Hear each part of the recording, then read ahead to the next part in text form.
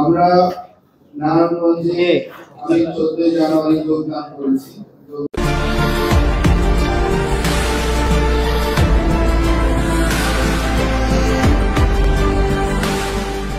করার পরই সবচেয়ে বড় যে সমস্যাটা ছিল এবং এখনো রয়ে গেছে সেটা হচ্ছে যানজট। আপনারা সবাই মূলত এই যানজটকে কেন্দ্র করে আজকে এখানে উপস্থিত হয়েছেন। আমরা এই সময়ে এই 14 জানুয়ারি থেকে আজকের এই পর্যন্ত আমরা অনেকগুলো কার্যক্রম গ্রহণ করেছি। আমরা দিনের কার্যক্রম হিসেবে যে আপনারা বললেন সেখানে গ্রিন করার পাশাপাশি আমরা যে গ্রিনের যে কার্যক্রম নিয়েছি সেখানে আমি আপনাদের কিন্তু আশ্বস্ত করি আমরা আমাদের উপজেলাগুলোতে ইতিমধ্যেই ঘোষণা করেছি যে প্রত্যেকটি উপজেলা থেকে আমরা ওয়েস্ট ম্যানেজমেন্ট কিভাবে প্রপারলি করা যায় এবং এটাকে কিভাবে নিয়ে যাওয়া যায় সেই জন্য ভেহিকল সিস্টেম সেগুলো আমরা এখন থেকে প্রত্যেকটা উপজেলাগুলোতে আমরা একটা উদ্যোগ গ্রহণ করেছি এবং আগামীকালকে আমি জানি না উদ্বোধন করতে পারবো না, আগামীকালকে সদরের এরকম 2টি ভেহিকল তারা রেডি করেছে যেগুলো এই ওয়েস্ট কালেক্ট করবে এবং সেগুলোকে আমরা একটা জায়গা ঠিক করেছি যেগুলো সেখানে নিয়ে তারা ফেলবে।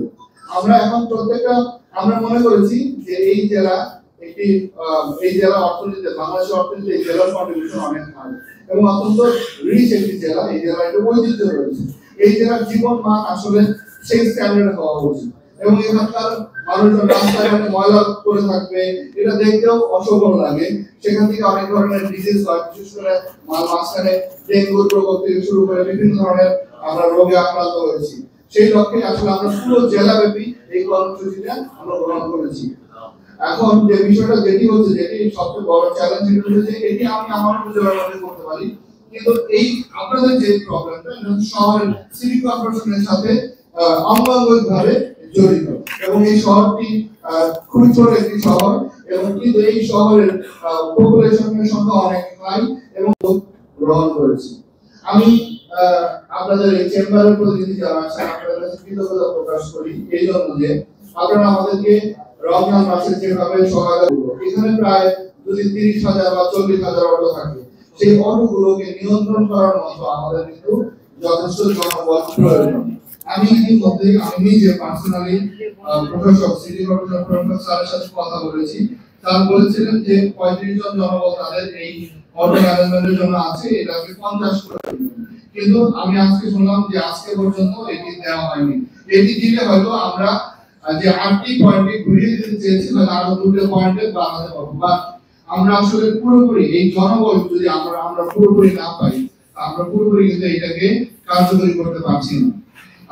এই ক্ষেত্রে আমার মনে হয় যে যদি চেম্বার অফ কমার্স আমাদেরকে পূর্বে যেরকম সহায়তা করেছে সেই ধরনের কোনো সহায়তা আমরা একটা সেটার একটা পরিকল্পনা করে সেই কার্যক্রমটা গ্রহণ করি যে এই পরিমাণে জনবল আমার আরো প্রয়োজন সিটি কর্পোরেশনের সাথে বসে সেটি মনে হয় একটা ভালো একটা ওয়ে আউট হতে পারে এই চ্যালেঞ্জ মোকাবেলা। এছাড়া আরো যে একটি ভালো প্রস্তাব আপনাদের কাছে এসেছে যে একটি রাস্তাকে আমরা একদম টোটালি আমরা অটো মুক্ত করতে পারি কিনা, এটি আমরা ভেবে দেখব যে এটিকে আমরা অটো মুক্ত করা যায় কিনা। এর আগে যেটি ছিল আমরা বিবি রোডের কথা বলেছেন, যদি এটি অটো মুক্ত করতে পারি আমরা এটিও আমাদের একটা গুরুত্বপূর্ণ একটা সাজেশন। আমি মনে করি আমরা এটি নিয়ে কাজ করব যে কিভাবে এটি রাখা সম্ভব কিনা। আর চেম্বারের সভাপতি মহোদয় বলেছেন যে ওয়ান ওয়ে করে দেওয়ার মতো ব্যবস্থা, সেটিও আমরা একটু ভেবে দেখবো যে ওয়ান ওয়ে আমরা কোন রাস্তাকে ওয়ান ওয়ে নিয়ে আসতে পারি এবং এটার আউটকামটা কি হতে পারে। আর এর বাইরে আসলে আমাদের সবচেয়ে বড় যে কথাটি আমাদের একজন প্রতিনিধি বললেন আমাদের চেম্বারের পক্ষ থেকে একটি কমিটি গঠন করা, সার্বিক ব্যবস্থাপনা কমিটি।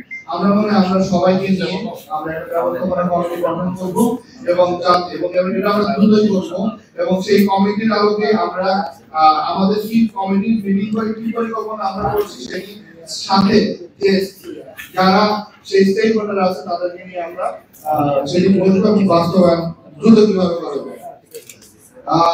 একটি বিষয় খুবই গুরুত্বপূর্ণ সেটি হচ্ছে যে আমরা বাসকে আমরা টোটাল বাস আপনারা তো জানেন যে আমরা টোটাল বাস টোটাল ম্যানেজমেন্টটাকে আমরা তাদের ডাটাবেস করে ফেলেছি। এটি আর অল্প কয়েকদিনের মধ্যে ডাটাবেস করে ফেলেছি এবং বাস ড্রাইভারদেরকে অ্যাপয়েন্টমেন্ট লেটার লেখা করেছি, সেটি আমরা নিশ্চিত করব এবং ড্রাইভার এবং হেল্পারের আমরা ড্রেসের ব্যবস্থা করছি। আমরা বাসে এখন বাসের যে স্ট্যান্ড সেটি যে কথাটি বললেন যে পুরনো যে টার্মিনাল আছে সেই টার্মিনাল ভবনের পেছনের যে জায়গাটা সেটা ব্যবহার করার কথা আপনারা বলেছেন।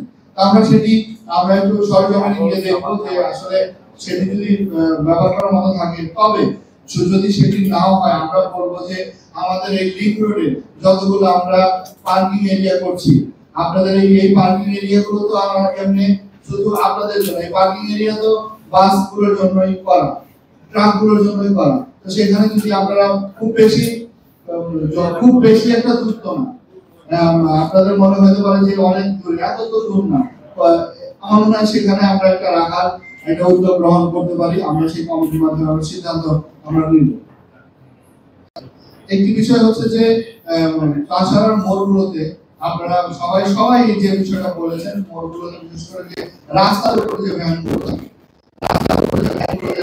সেগুলো আমরা বারংবার মোবাইল কোড করছি এবং বারংবার তাদেরকে উঠিয়ে দিচ্ছি, আবার তারা বলছে। সেদিন আমরা কিছু ভ্যান আমরা চাষারা থেকে ধরে নিয়ে আসলাম, ধরে নিয়ে আসার পরে আবার আপনাদের কিছু লোকজন তারা এসে সারাদিন ধরে ওনাদের জন্য এই গরিব মানুষ এই কথা বলে আমাদের সারাদিন রেখেছিলাম, পরের দিন আবার তাদেরকে ছেড়ে দিয়েছি। তা আমরা একটু কঠোর হতে চাই। আমাদের যদি না হলে আপনারা যে কথাটা বললেন, আমাদের সোহেল ভাই যে কথাটা বললো যে যে কেউ আজকে শুধু তিনি কেন, যে কেউ আমরা এই ধরনের পরিস্থিতির সম্মুখীন হতে পারি এবং তখন আফসোস করা ছাড়া আর আমাদের কিছু থাকবে না যদি আমরা এতটুকু কঠোর না হতে পারি এই বিষয়গুলোতে। এবং আমাদের সবার আমরা যারা এখানে আছি আসলে এই কিশোর ক্যাম্প থেকে শুরু করে এই মাদক এর বিরুদ্ধে যদি আমরা সামাজিক আন্দোলন করে তুলতে না পারি, শুধুমাত্র এই ধরনের যে আপনারা সবাই বলেন যে ছেলেমেয়েগুলো 12টার পরে, কাদের ছেলেমেয়েগুলো 12টার পরে থাকে, সবাই এসে এই কথা বলে কাদের ছেলেমেয়েগুলো থাকে। আমরা এদিকে কেন সচেতন, আমরা সেই ক্ষেত্রে আমাদের গার্জিয়ানরা কেন আমরা গুরুত্বপূর্ণ ভূমিকা পালন করতে পারছি না, আমার এটাও একটা প্রশ্ন। আমরা অবশ্যই সবকিছু কি আসলে সোশ্যালি যদি তাদেরকে আমরা মাদককে যদি আমরা সোশ্যালি বয়কট না করি, মাদককে যদি সেটাকে যদি আমরা ওইভাবে বয়কট না করি, তাহলে তো আসলে এটা বন্ধ করা শুধু আইন দিয়ে আমার জেলখানাতে 1320 জন আসামি আছে, তারপরে 500 আসামি মাদকের আসামি, আরো যদি ধরেন 1300 আসামি মাদকের আসামি হয়, তাহলে কি মাদক বন্ধ হবে? বন্ধ হবে না যদি না আমরা সোশ্যালি এই বিষয়গুলোকে আমরা বয়কট না করি। তা আমরা আপনাদেরকে সাধুবাদ জানাই যে আমরা প্রপার প্ল্যানিং আমাদের হয় না। এখন আমরা ধরেন রাস্তা করেছি, ধরেন 40 মেট্রিক টন ওজনের ট্রান্সপোর্ট মুভ করবে, সেখানে আমাদের দেখা যায় যেহেতু আমাদের সিমেন্ট ভারী ইন্ডাস্ট্রি আছে, সেই এই ওয়েটটা অনেক বেশি হয়ে যাচ্ছে, এই রাস্তায় ক্যাপাসিটি তৈরি করা নাই। তা আমরা বলেছি যে আপনারা তো জানেন যে কোন শহরগুলো ইন্ডাস্ট্রিয়াল এরিয়া, সেখানে কোথায় ভারী শিল্প আছে, যেখানে ভারী শিল্প আছে সেখানে রাস্তা সেইভাবেই করতে হবে। তারা সেভাবে নতুন ভাবে ডিজাইন করে নিয়েছে, বাট এটা তো বললেই ধরেন এই জিনিসগুলো হয়ে যায় না, এগুলো টাইম লাগে। বাট তারা আমাদেরকে, আমিও বলেছি, যোগাযোগ করছি কিভাবে দ্রুত এই সমস্যাগুলোকে আমরা সমাধান করতে পারি। আর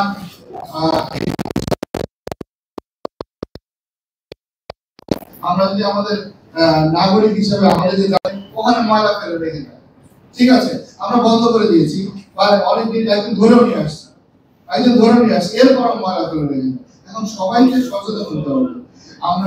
আমরা যদি আমাদের সবাই সচেতন ভাবে না চলি, আমরা যদি